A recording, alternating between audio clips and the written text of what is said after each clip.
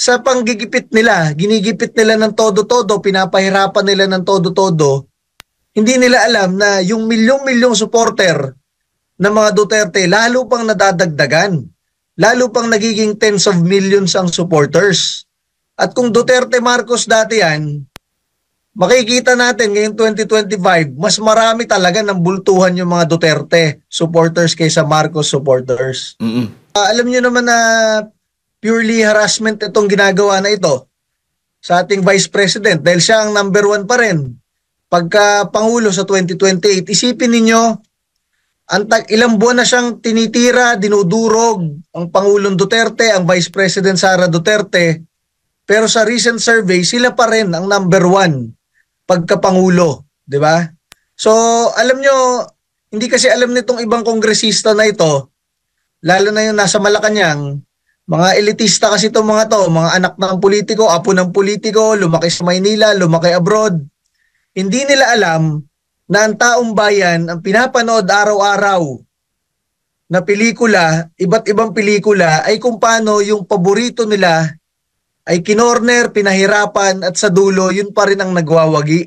Hindi nila alam yung mga ganyan pinapanood ng masang Pilipino eh. So, pinapalabas niya na umunti na ang suporta kay PBBM at dumami rin po ang suporta kay VP Sara or sa mga Duterte dahil yung mga term na ginamit niya is dahil ginigipit, pinapahirapan, hinaharas.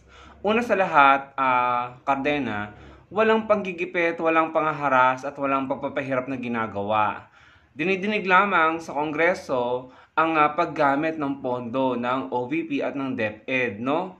Kung sana nagko-comply at kung sana nakikipag-cooperate at kung sana sinasagot yung mga tanong at umaattend ng pandinig, di sana walang drama. So sana hindi ka nag-iimbento ng or wala ka sana naiisip dyan sa imahinasyon mo na may pagpapahirap, panggigipit at pangaharas na ginagawa. Walang ganun. Again, sabi nga ng Pangulo, wala sanang ganitong drama kung sinagot lamang ang mga dapat sagutin.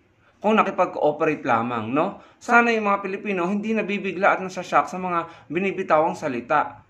Hindi naman po nakikipag-away ang kasalukuyang gobyerno sa Duterte camp, no? Wala po akong nakitang pagbato ng mga maaanghang na salita mula sa kampo ng mga Marcos ni PBBM.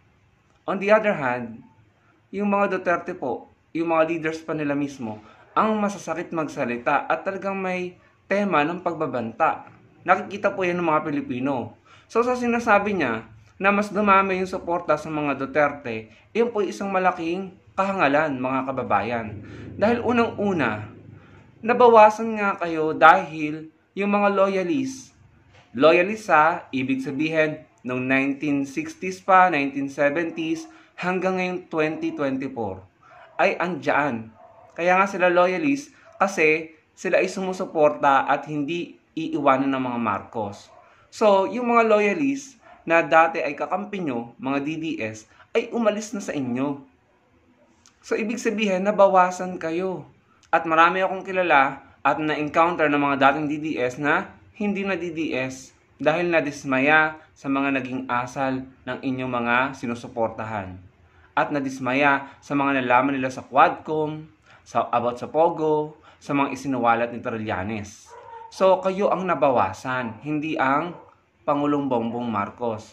Isa pa, paano kayo madadagdagan? Yung 15 million or 16 million kakampings, hindi naman sasapi sa inyo.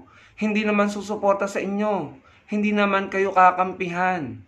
Nakikita natin na yung mga kakamping ay nagpapakita ng suporta sa Pangulong Bongbong Marcos ngayon. Wala ni isang kakamping na nagpakita ng suporta sa mga DDS or sa mga Duterte. Wala ni isang kakamping ang nagbigay ng simpatya. Yun yung people power nyo kuno. Matatapos na ang taon, no? Halos isang taon nyo nang ginagawa yan. Wala naman kayong napala. Wala kayong suporta sa mga kabataan, sa mga aktivista, sa Catholic Church, sa mga schools and university, sa mga business sectors, sa taong bayan. Wala kayong suporta galing sa kanila. Yung pinagagawa niya na regular na pagrarally at kung minsan may tema pa ng pang-uudyok sa militar at sa PNP na mag-withdraw ng suporta sa gobyerno or sa Pangulo, yun ay hindi nakakabuti sa imahe ng bansa. Napaka-negatibo ng ginagawa nyo sa bansa. Yung resulta ng pinagagagawa nyo ay maaaring maapektuhan ng ating ekonomiya, ma-disappoint ang mga investors, ang mga negosyante mula sa ibang bansa. Dahil nakikita nila kung patuloy na ganyan na ang gulo ng aaway, ma-realize nila na may political instability ang bansa natin, na imbes na maglalagak sila ng kanilang kapital at negosyo dito sa bansa natin, mata-turn off, aalis, or hindi natutuloy. So hindi kayo nakakatulong. Hindi kayo nakakatulong sa bansa natin, paano kayo makakakuha ng suporta?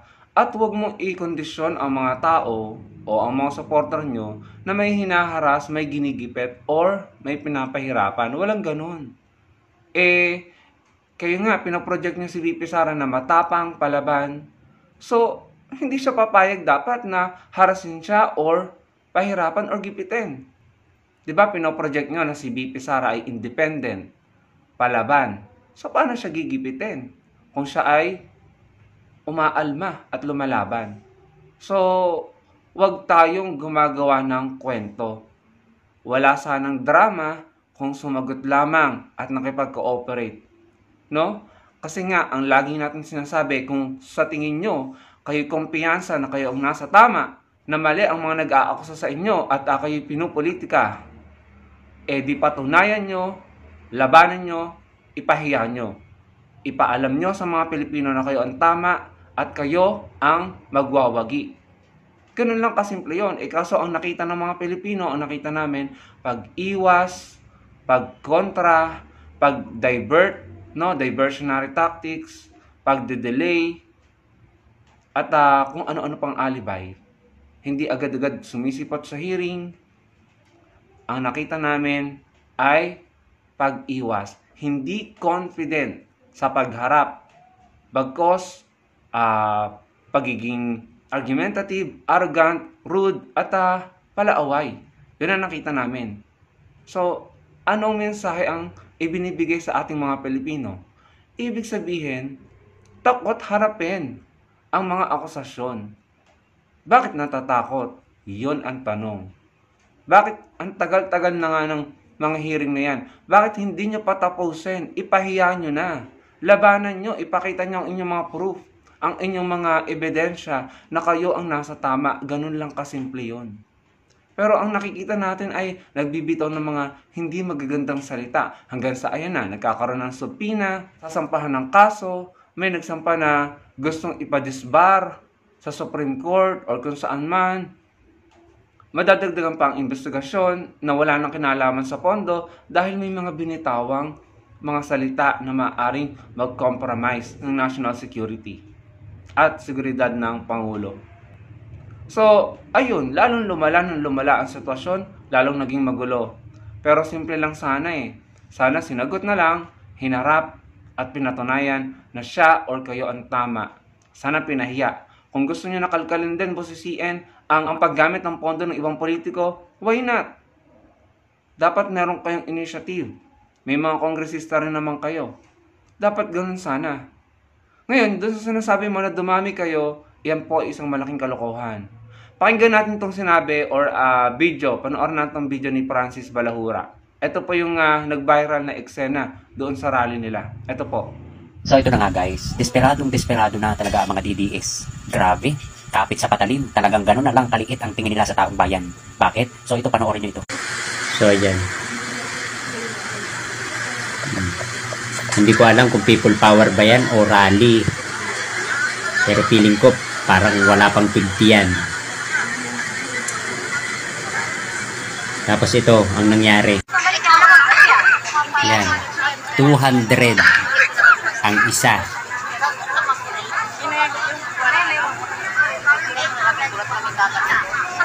Diba? So ayan, isang patunay na talagang kailangan na talagang magbayad ng mga Duterte para lang may sumama sa kanila. No?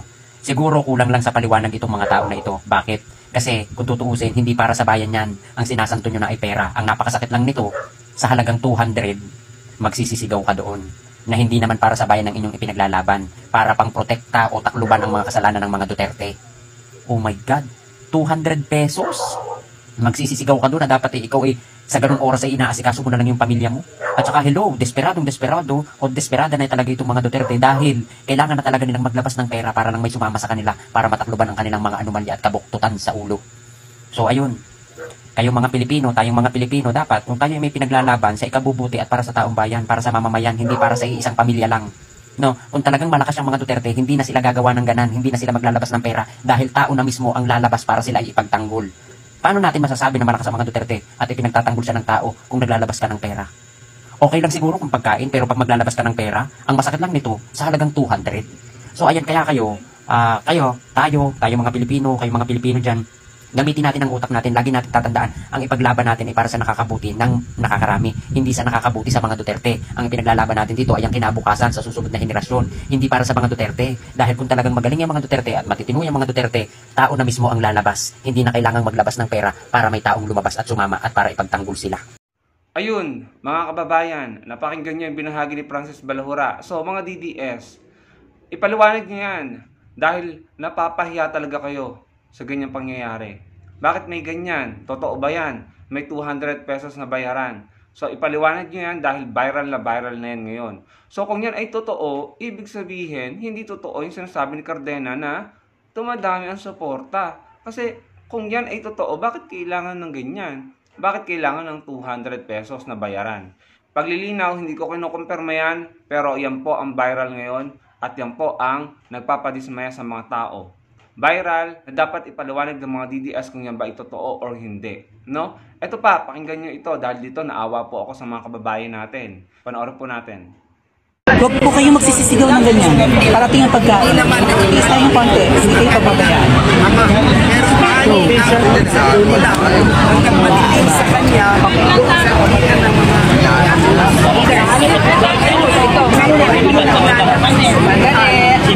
alam niyo bang nagtutuntukan kayo? Lumalapit na kami. Kung hindi lang kasi mapuntahin nyo dyan para mabigyan kayo.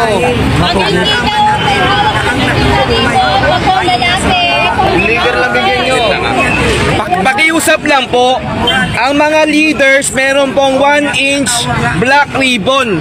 Kung wala po kayong black 1-inch na ribbon, tabi na po kayo. Hayaan nyo po yung leader ang kumuha ng parte nyo.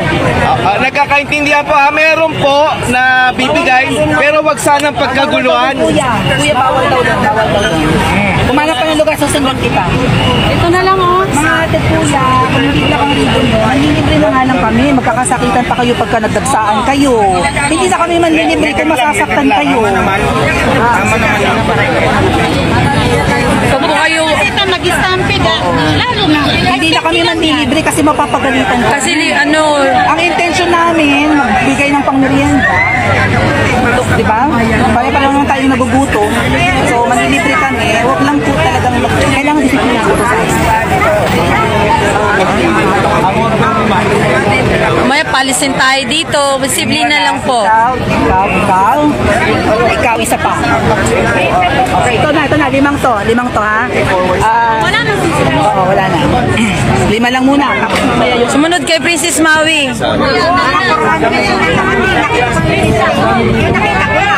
Asali namin ko lang po ulit. Sabihin niyo, Solid 30 Family Worldwide. Wala po, kalimutan. Makakahiya kasi gutom na. Wala kasi ng lunch. Anong oras na? Forward lang sa mga ikilaw kayo sa baka. So yun mga kababayan, viral na viral din po yung video na yan. Ako po, nung napanood ko yan, naawa ako sa mga kababayan natin. Bakit kailangan kasi na gawin nyo yan? No? So nung napanood ko po yan mga kababayan, ako po ay awang-awa sa mga kababayan natin. Na tila parang nagmamakaawa, nagkakagulo. At bakit nagkaganon? Dahil nagugutom. No? Imagine niyo yung pakiramdam ng nagugutom. Mainit, pagod, gutom. Pero pumupunta sila doon. Bakit? 'Di ba? Bakit mga kababayan? Kung kayo talaga is sincere sa gusto niyo ipaglaban diyan, kayo mismo ang magdadala ng inyong pagkain at tubig. Dahil sincere kayo na may mabuti kayong pinaglalaban. Sa tingin nyo na kayo ang nasa tama. Hindi kayo manghihingi at hindi kayo tila magmamakaawa. Tignan nyo yung nangyari sa inyo dyan, yung sitwasyon nyo. Nakapila kayo, nakatingin, nabibidyohan kayo, nakikita ng mga nakakakilala sa inyo, ng mga kamag-anak nyo, mga kaibigan nyo, kapitbahay nyo. Hindi ba nakakadurog ng puso yan? Para kayong mga nagmamakaawa para sa pagkain. So, doon, na-realize ko na mukhang hindi talaga kayo sincere sa pinaglalaban nyo. Pumunta kayo dyan na wala kayong dalang pagkain, wala kayong dalang tubig. Kasi kung totoo na kayo may pinaglalaban at sa tingin nyo, nasa tama yung pinaglalaban nyo, kayo ang magdadala ng inyong pagkain. At kung totoo man yung pinakita ni Francis Balahura, nakakadismaya yon. Hindi maganda yon. No? So, nakakaawa naman ang ating mga kababayan na dumadating na ba sa punto na kailangan gawin yan. So, alam nyo, kailangan po natin talagang tulungan ang ating bansa na yumaman, lumago, para wala na pong ganyang mga eksena. No? So, yan, Cardena at sa mga DDS, yan ang patunay na hindi totoo at malayo sa katotohanan yung sinasabi nyo na dumami ang suporta nyo. Ayan, no? In videos, kumakalat na sa social media at kitang-kita ang mga larawan sa media, sa mainstream media, sa mga vloggers. Kukunti lang. Wala pa yatang 1,000 ang pumupunta doon. Hindi kayo nakakakuha ng suporta at simpatya dahil yung mga tao na shock, nagulat, nabigla sa mga binitawang salita, sa hindi pakikipag-cooperate, sa pag-iwas, sa paggawa ng delaying tactics at saka diversionary tactics. Again, kung sa tingin nyo, hindi lang dapat si VP Sara ang iniimbestigahan, pati yung iba dapat imbestigahan din, mag-initiate kayo. Manawagan kayo at kausapin nyo yung mga kongresista na kakilala nyo or mga sinusuportahan yung congressman na gumawa din sila ng investigasyon. Kausapin nila yung committee or head ng committee para lahat ay imbestigahan. Or tignan nyo yung audit ng COA kung kinakailangan, no? Kung pwede. Tignan nyo kung may mga red flag at saka notice of disallowances sa ibang politiko. Nang sa ganun, hindi kayo nagtatampo. Kasi kung lahat naman yan sila may imbestigahan, ang panalo tayo mga Pilipino. Dahil nalalaman natin ang totoo. Nasisiwalat kung merong mga tiwali.